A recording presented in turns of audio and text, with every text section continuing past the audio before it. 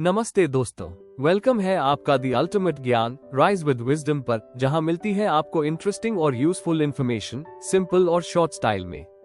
अगर आप नए हो तो सब्सक्राइब करना ना भूलना और बेल आइकॉन जरूर दबाओ ताकि कोई भी अमेजिंग अपडेट मिस ना हो जाए। तो आइए स्टार्ट करते हैं। बच्चों, जरा कल्पना करो, एक समय ऐसा था जब कोई भी दुकान सिर्फ अपने मोहल्ले, अपने कस्बे या अपने शहर तक ही सीमित होती थी। लेकिन आज का युग बदल चुका है। अब कंपनियां सिर्फ अपने गांव, शहर या देश तक सीमित नहीं रहती, बल्कि पूरी दुनिया में अपना नाम बनाने का सपना देखती हैं। इस पूरी प्रक्रिया को हम कहते हैं इंटरनेशनलाइजेशन। लेकिन याद रखना, इंटरनेशनलाइजेशन का मतलब सिर्फ एक्सपोर्ट करना नहीं होता। अगर कोई कंपनी बस अपना सामान जहाज पर लादकर दूसरे देश भेज दे तो यह इंटरनेशनलाइजेशन नहीं है। असली इंटरनेशनलाइजेशन तब होती है जब कंपनी अपने प्रोडक्ट्स और सर्विसेज को उस देश की संस्कृति, उस देश के नियम कानून और वहां के उपभोक्ताओं की पसंद नापसंद के अनुसार ढाल ले।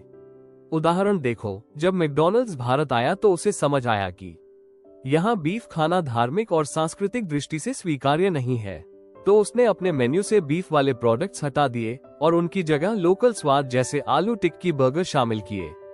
इसी तरह इलेक्ट्रॉनिक कंपनीज को अलग अलग देशों में अपने प्लग्स और वोल्टेज सिस्टम्स बदलने पड़ते हैं ताकि वहां के इंफ्रास्ट्रक्चर के साथ मैच हो सके। इसका मतलब ये हुआ कि इंटरनेशनलाइजेशन केवल सामान बेचने की प्रक्रिया नहीं है, बल्कि यह एक कला है।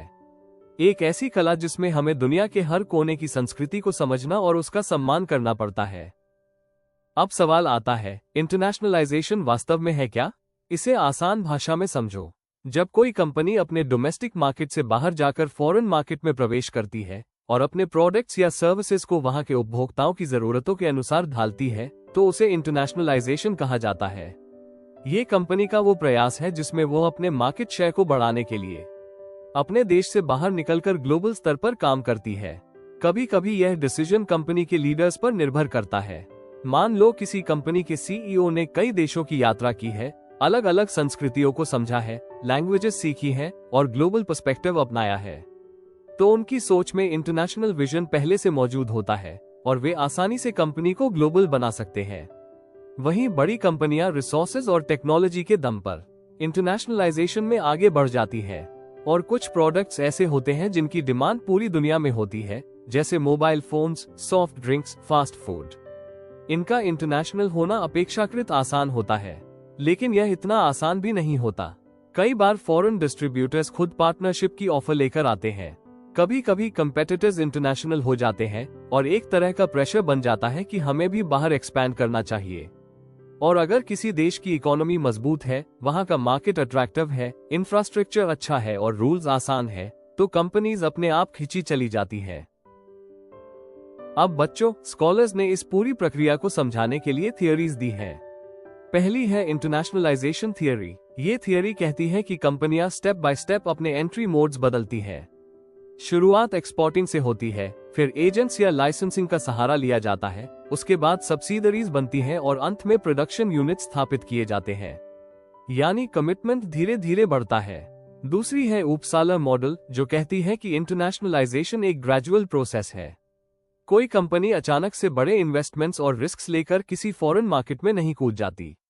पहले वो एक्सपोर्टिंग से शुरू करती है, फिर धीरे धीरे लोकल प्रेजेंस बढ़ाती है, सब्सिडरीज खोलती है और अंत में एफडीआई तक पहुंचती है।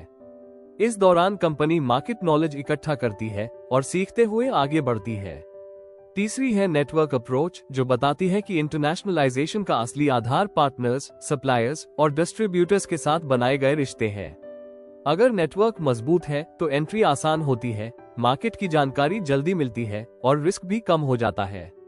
लेकिन कुछ कंपनियां इन थियरीज को फॉलो नहीं करती। इन्हें कहा जाता है बॉर्न ग्लोबल फर्म्स।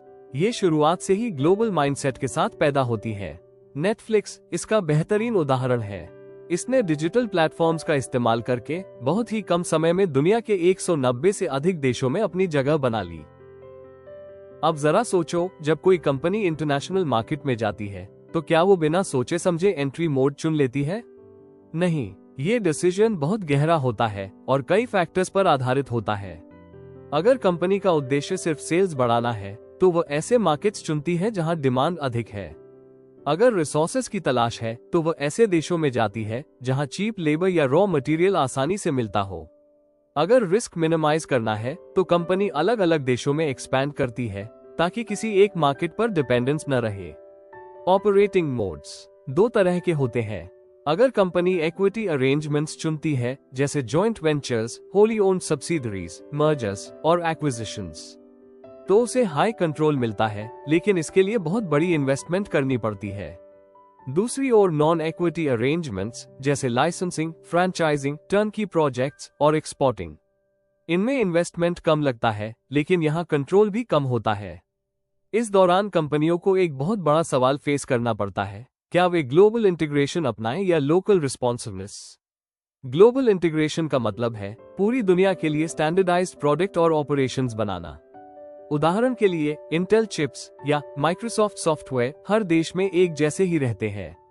लेकिन लोकल रिस्पॉन्सिवनेस का मतलब है हर देश के स्वाद और संस्कृति के अनुसार प्रोडक्ट को बदलना। नेस्ले ने भारत में पोहा और उपमा जैसे लोकल फूड आइटम्स लॉन्च करके ये साबित किया कि ग्लोबल होने के लिए लोकल कल्चर को समझना कितना जरूरी है। अब बच्चों, एक और महत्वपूर्ण कॉन्सेप्ट है एक्सपोर्टिंग। एक्सपोर्टिंग सबसे आसान और सबसे पुराना तरीका है इंटरनेशनल मार्केट में प्रवेश करने का। जब कोई देश अपने यहाँ बना हुआ सामान दूसरे देश में बेचता है तो उसे एक्सपोर्टिंग कहते हैं, और जब कोई देश दूसरे देश से सामान खरीदता है तो उसे इम्पोर्टिंग कहते हैं। लेकिन एक्सपोर्टिंग उतना आसान नहीं है जितना सुनने में लगता है। इसमें फाइनेंशियल चैलेंजेस आते हैं, जैसे कैपिटल शॉर्टेज या पेमेंट्स का इशू। मार्केटिंग की समस्याएं आती हैं, जैसे डिस्ट्रीब्यूशन नेटवर्क्स और after sale services. Government regulations और ट्रेड कंप्लायंस की दिक्कतें भी एक्सपोर्ट को कठिन बना देती हैं। इसके अलावा लॉजिस्टिक्स की समस्याएं जैसे शिपमेंट कॉस्ट्स और ट्रांसपोर्टेशन भी एक्सपोर्टिंग में अड़चन पैदा करती है। अब आते हैं स्ट्रैटेजीज पर। जब कोई कंपनी इंटरनेशनल मार्केट में जाती है तो उसके पास अलग अलग स्ट्रैटेजीज होती है। इंटरनेशनल स्ट्रैटेजी में कंपनी अपनी होम कंट्री की स्ट्रेंथ और कॉम्पिटेंसीज को दूसरे देशों में ट्रांसफर करती है। यह एक तरह का वन वे ट्रांसफर है। मल्टी डोमेस्टिक स्ट्रैटेजी बिल्कुल अलग है। इसमें कंपनी हर देश के कल्चर और टेस्ट के हिसाब से प्रोडक्ट्स को कस्टमाइज करती है। नेस्ले इसका बेहतरीन उदाहरण है, जिसने भारत में अपने प्रोडक्ट्स को स्थानीय स्वाद के अनुसार बदला। ग्लोबल स्ट्रैटेजी वो स्ट्रैटेजी है जिसमें पूरी दुनिया के लिए स्टैंडर्डाइज्ड प्रोडक्ट्स बनाए जाते हैं। इंटेल और प्रॉक्टर एंड गैम्बल जैसी कंपनियां इसी स्ट्रैटेजी पर काम करती हैं। लेकिन सबसे संतुलित और प्रैक्टिकल स्ट्रैटेजी है ट्रांसनेशनल स्ट्रैटेजी। इसमें कंपनी एफिशिएंसी भी मेंटेन करती है और लोकल रिस्पॉन्सिवनेस भी अपनाती है। मैकडॉनल्ड्स इसका शानदार उदाहरण है। यह अपनी ग्लोबल ब्रांड आइडेंटिटी को बरकरार रखता है, लेकिन अपने मेन्यू में बदलाव करके लोकल टेस्ट को भी सैटिस्फाई करता है। तो बच्चों, अब हम समझ गए कि इंटरनेशनलाइजेशन केवल एक साधारण बिजनेस प्रोसेस नहीं है, बल्कि यह एक लंबी और चुनौतीपूर्ण यात्रा है। इसमें कंपनीज को नए मार्केट्स को समझना पड़ता है, कल्चर को अडॉप्ट करना पड़ता है, लीगल और इकोनॉमिक बैरियर्स को पार करना पड़ता है, और साथ ही साथ रिस्क को भी मैनेज करना पड़ता है। कंपनियां अलग अलग कारणों से इंटरनेशनल होती है, कभी रिसोर्सेज की तलाश में, कभी नए कस्टमर्स की खोज में, कभी एफिशिएंसी बढ़ाने के लिए और कभी स्ट्रैटेजिक एसेट्स पाने के लिए। एंट्री मोड और स्ट्रैटेजी का चुनाव उनके रिसोर्सेज, उद्देश्यों और एनवायरनमेंट पर निर्भर करता है। कुछ कंपनियां स्टैंडर्डाइज्ड प्रोडक्ट्स बेचती हैं, कुछ पूरी तरह लोकल अडेप्टेशन करती हैं और कुछ दोनों का संतुलन बनाकर चलती हैं। और हमेशा याद रखो, एक्सपोर्टिंग वो कॉमन रास्ता है जिससे लगभग हर कंपनी ग्लोबल मार्केट में प्रवेश करती है, लेकिन ये रास्ता भी चुनौतियों से भरा होता है। Thank you. अगर वीडियो पसंद आया हो तो एक लाइक जरूर कर देना और कमेंट में बताओ आपका क्या थॉट है। चैनल को सब्सक्राइब करो और शेयर करो अपने दोस्तों के साथ। नॉलेज बढ़ाओ फन के साथ।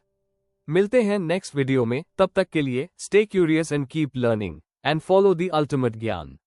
Rise with wisdom.